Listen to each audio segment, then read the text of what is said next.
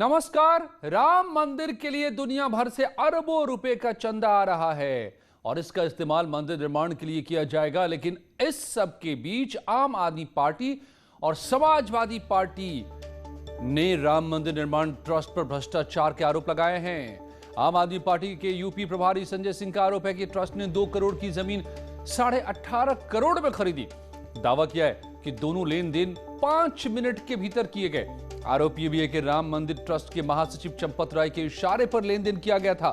संजय सिंह का यह भी दावा है कि ट्रस्ट के सदस्य अनिल मिश्र और अयोध्या के मेयर ऋषिकेश उपाध्याय रजिस्ट्री के गवाह थे। संजय सिंह ने आरोप लगाया कि पूरा मामला मनी लॉन्ड्रिंग और भ्रष्टाचार से जुड़ा हुआ है, लिहाजा इसकी जांच ईडी से कराई जानी चाहिए। वहीं समाजवादी पार्टी के नेता पवन पांडे ने भी इस मुद्दे को लेकर मंदिर ट्रस्ट पर निशाना साधा। पवन पांडे का आरोप है कि ट्रस्ट ने जानबूझकर जमीन खरीदने में गड़बड़ी की है। समाजवादी पार्टी ने इस पूरे मामले की जांच सीबीआई से कराने की मांग की है।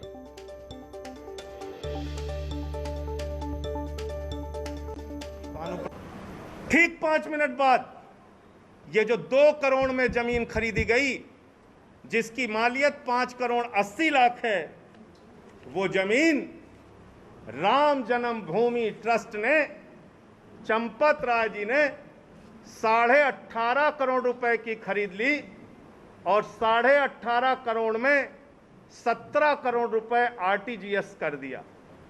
रवि मोहन तिवारी और सुल्तान अंसारी से खरीदा, 18.5 करोड़ में खरीदा 2 करोड़ की जमीन। जब बैनामा हुआ तो ट्रस्टी गवाह थे, जब रजिस्टर्ड एग्रीमेंट हुआ ट्रस्टी गवाह थे। इसका मतलब ट्रस्ट इस भ्रष्टाचार में लिप्त है। 16 करोड़ 16.5 करोड़ रुपए का भ्रष्टाचार लूट हुई है। इस लूट के जिम्मेदार कौन है कि 10 मिनट में 2 करोड़ से जमीन 18.5 करोड़ की हो गई? इसकी सीबीआई जांच होनी चाहिए। और अयोध्या में राम मंदिर निर्माण के चंदे में गड़बड़ी के आरोपों को ट्रस्ट के महासचिव चंपत राय ने खारिज किया है। चंपत राय ने साफ किया है कि आरोपों का सामना लंबे वक्त से करते आ रहे हैं। वो हर सवाल का सामना करने को तैयार हैं।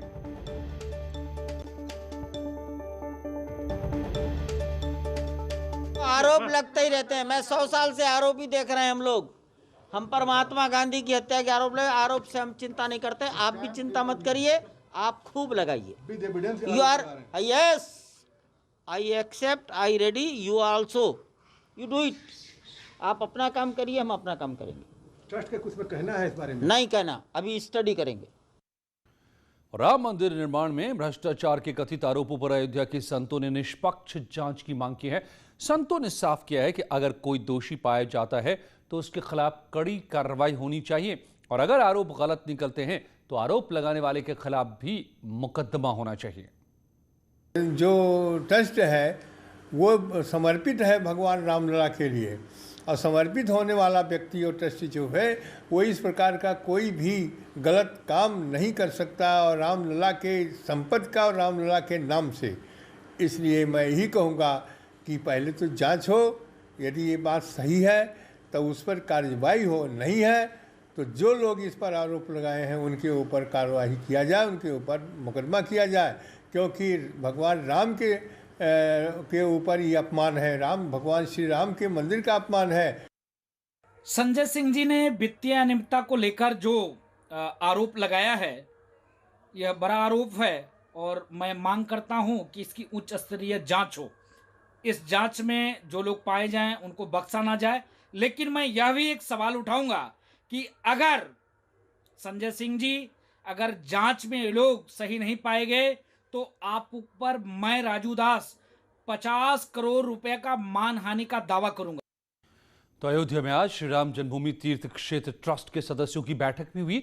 राम मंदिर निर्माण समिति के चेयरमैन नृपेंद्र मिश्र ने राम मंदिर की नींव का निरीक्षण किया, जिसका 5 लेयर का काम पूरा हो गया है। श्री राम जन्मभूमि तीर्थ क्षेत्र ट्रस्ट के सदस्य जगत गुरु शंकराचार्य वासुदेवानंद सरस्वती ने कहा कि तेजी से मंदिर निर्माण का काम जारी है। उम्मीद है कि साल 2024 तक पूरा हो जाएगा।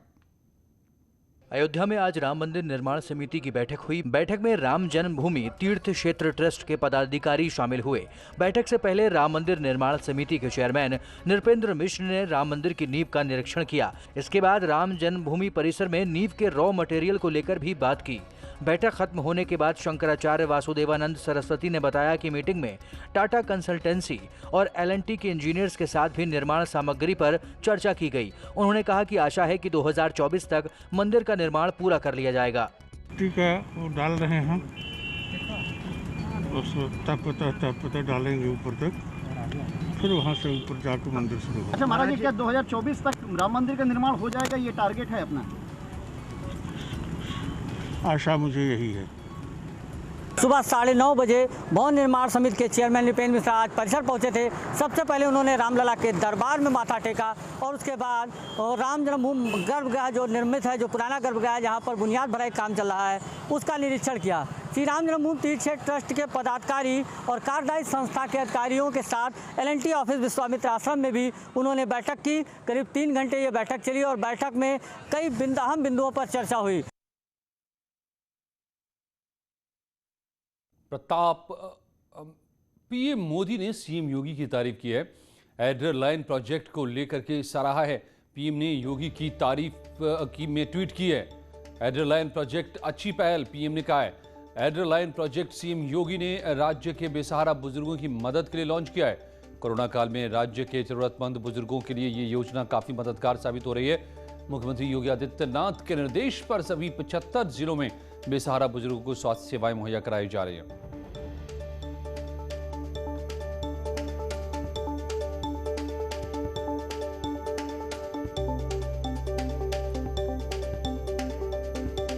पीएम ने योगी आदित्यनाथ की सराहना की है एड्रर लाइन प्रोजेक्ट लॉन्च करने को लेकर।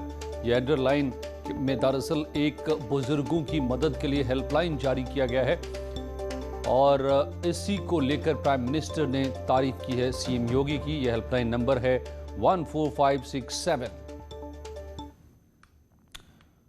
सीएम योगी ने पीएम मोदी के ट्वीट का जवाब देते हुए लिखा कि आपके सर्वसमावेशी मंत्र सबका साथ, सबका विकास, सबका विश्वास से ही प्रेरणा लेकर के यूपी सरकार अपने प्रदेश के वृद्ध नागरिकों को प्रोजेक्ट एल्डर लाइन के जरिए सहयोग, भावनात्मक देखभाल और समर्थन देने का कार्य कर रही है। सभी प्रदेशवासियों की ओर से आपकी आत्मीय प्रशंसा हेतु हार्दिक आभार।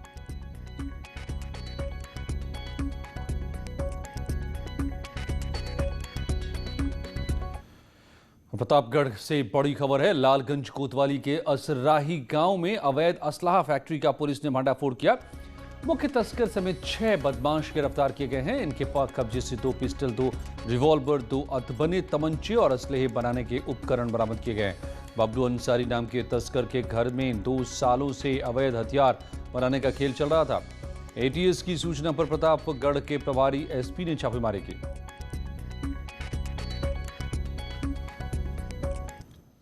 हरदोई से बड़ी खबर है। बदनापुर घाट के पास गंगा नदी में 3 शव बहते मिले। एक महिला और 2 पुरुषों के शव देखकर हड़कंप मच गया। मौके पर पहुंची कन्नौज और हरदोई पुलिस पहले सीमा विवाद में उलझी रही और फिर हरदोई पुलिस ने कहा कि जांच की जा रही है। ये शव कहां से और कैसे बहकर आए हैं।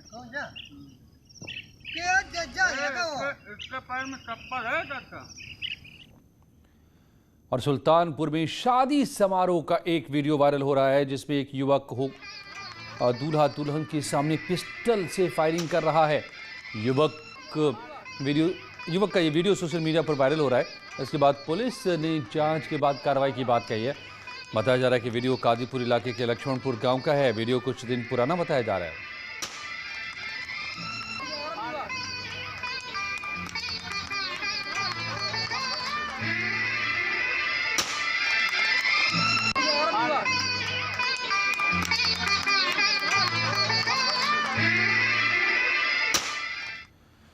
चंदौली में परचून की दुकानों से अवैध शराब की बिक्री का खेल जारी है।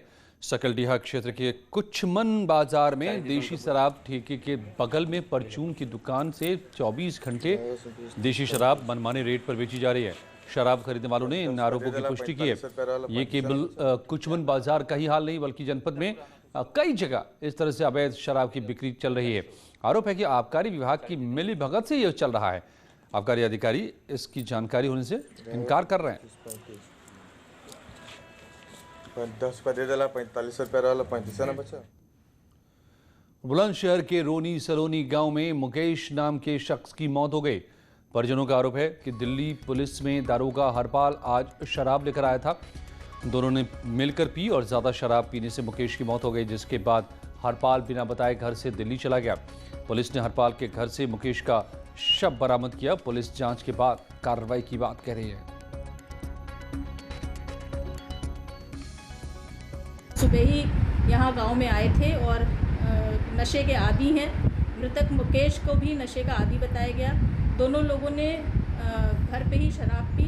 उसके बाद मुकेश की तबीयत खराब होने पे जो दरोगा हैं और उनकी जो पत्नी थी वो दोनों लोग वहाँ से मौके से चले गए।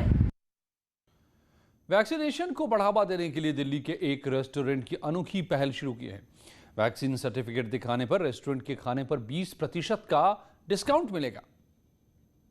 कोरोना को हराने के लिए सबसे बड़ा हथियार है वैक्सीन। वैक्सीन को बढ़ावा देने के लिए लोग अलग अलग तरह के कदम उठा रहे हैं। इस वक्त मैं मौजूद हूं नॉर्थ ईस्ट दिल्ली के यमुना विहार इलाके में।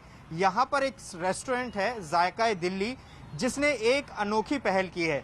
दरअसल इस रेस्टोरेंट ने ऐलान किया है कि जो भी यहां से ऑर्डर करेगा खाने का उसको 20% का डिस्काउंट दिया जाएगा, लेकिन शर्त एक है कि उसको वैक्सीन लगी होनी चाहिए। जैसा कि आप यहां पढ़ सकते हैं, देखिए जिन साथियों ने कोरोना को हराने के लिए वैक्सीन लगवा ली है, जायका दिल्ली रेस्टोरेंट उन लोगों को 20% डिस्काउंट दे रहा है। तो ये कोशिश यहाँ पर की है इस रेस्टोरेंट के मालिक गौरव शर्मा ने। गौरव शर्मा हमारे साथ बातचीत करने के लिए मौजूद हैं।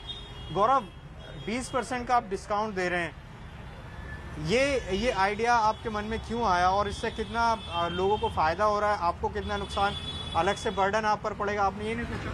सर, ये तो एक छोटी सी पहल थी जो युवा पीढ़ी को लेकर, जो लोग घबरा रहे हैं वैक्सीन लगवाने में, तो उनके लिए एक छोटी सी पहल की है मैंने कि युवा पीढ़ी को आजकल फास्ट फूड को लेकर बहुत ज़्यादा मन करता है खाने का। तो युवा पीढ़ी खाने आएगी तो देखेगी 20% डिस्काउंट है तो वो खाएगी और अपना वैक्सीन लगवाएगी। रामपुर में उत्तराखंड की एक महिला और उसके बच्चों का जबरन धर्म परिवर्तन कराने का आरोप लगा है। 5 लोगों के खिलाफ इस मामले में शिकायत दर्ज की गई है। रामपुर में एक महिला और उसके 2 बच्चों का धर्म परिवर्तन कराने के मामले में पुलिस ने 5 लोगों के खिलाफ केस दर्ज किया है। महिला उत्तराखंड की रहने वाली बताई जा रही है। बताया जा रहा है कि महिला के पति की इसी साल 8 मई को सड़क हादसे में मौत हो गई थी और फिर कुछ लोगों के दबाव बनाकर उनका धर्म परिवर्तन करा दिया। जानकारी मिलने के बाद पुलिस हरकत में आई और इमाम समेत 5 लोगों के खिलाफ धर्म परिवर्तन की धारा में केस दर्ज किया। पुलिस ने अब तक 3 आरोपियों को गिरफ्तार कर लिया और दूसरे आरोपियों की तलाश जारी है। थाना शाहबाद में बहरवा गांव पड़ता है। पुलिस को सूचना मिली कि बहरवा गांव में एक बाहर की महिला को लाकर उसका धर्म परिवर्तन कराया गया है लालच। तो इस संबंध में पुलिस द्वारा मुख्य आरोपी उसके और उसके परिजनों के और जो इसमें सहयोगी थे उनके विरुद्ध सुसंगत धाराओं में मुकदमा दर्ज कर लिया गया और 3 लोगों को गिरफ्तार कर लिया गया। आगे की विधिक कार्रवाई की जाए। सीतापुर में पुलिस ने अंतर जनपदीय ऑटो लिफ्टर गैंग के 2 सदस्यों को गिरफ्तार किया। इनके कब्जे से पुलिस ने 12 मोटरसाइकिल बरामद की। ये ऑटो लिफ्टर लखनऊ, कानपुर समेत आसपास के जिलों में बाइक चोरी की वारदात को अंजाम देता था।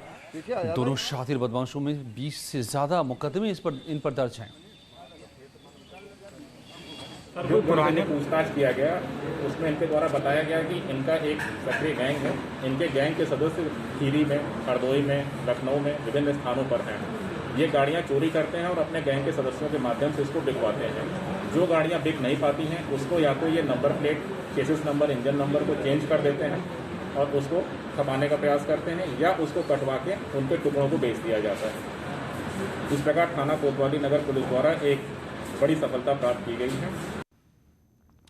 काशी में मोक्षदायिनी गंगा का अब उपचार शुरू हुआ है। गंगा के पानी पर शैवाल जमने के बाद उनका रंग बदल गया था। जांच रिपोर्ट में गंगा के पानी को आचमन करने के योग्य नहीं बताया गया। जांच रिपोर्ट पर शासन हरकत में आया और शैवाल को हटाने के लिए बाकायदा गंगा में बायो रेमेडिएशन सॉल्यूशन स्प्रे करवाया जा रहा है। शैवाल को गंगा के पानी से हटाने के लिए अब केमिकल का ये तरीका अपनाया जा रहा है। इसकी जिम्मेदारी नेशनल मिशन फॉर गंगा को दी गई है। टीम ने आज वाराणसी के दशाश्वमेध घाट से नाव में बैठकर छिड़काव करना शुरू किया। पहली बार से इंसिडेंट रिपोर्ट होना शुरू हुए हैं तभी से नमामि गंगे ने इसका संज्ञान लिया है। डिस्ट्रिक्ट एडमिनिस्ट्रेशन के साथ इस पर लगातार मीटिंगें की हैं। निर्देशित किया गया है पॉल्यूशन कंट्रोल बोर्ड को भी, डीएम सर के थ्रू भी और नमामि गंगे में डीजी सर के थ्रू भी।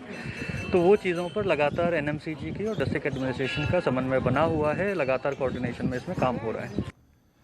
योगी सरकार कल से प्रदेश भर में रेहड़ी पटरी दुकानदार, फल सब्जी विक्रेता, ऑटो रिक्शा चालकों जैसे ज़्यादा लोगों के संपर्क में आने वाले लोगों का वैक्सीनेशन कराने का अभियान शुरू करने जा रही है। हर जिले के नगर निगम पालिका परिषद ऑफिस में बूथ बनाए गए हैं जहां 100 रेहड़ी पटरी दुकानदारों, फल विक्रेताओं को टीका लगेगा। रिक्शा ठेला चालकों के लिए 50-50 व्यक्ति की क्षमता वाले बूथ की व्यवस्था की गई है। सभी जिलों के आरटीओ ऑफिस में भी ड्राइवर बूथ बनाए गए हैं। हर रोज कम से कम 100 कमर्शियल ड्राइवर का वैक्सीनेशन होगा। इसके अलावा बसों के ड्राइवर और कंडक्टर्स के लिए 50-50 की क्षमता के बूथ बने हैं।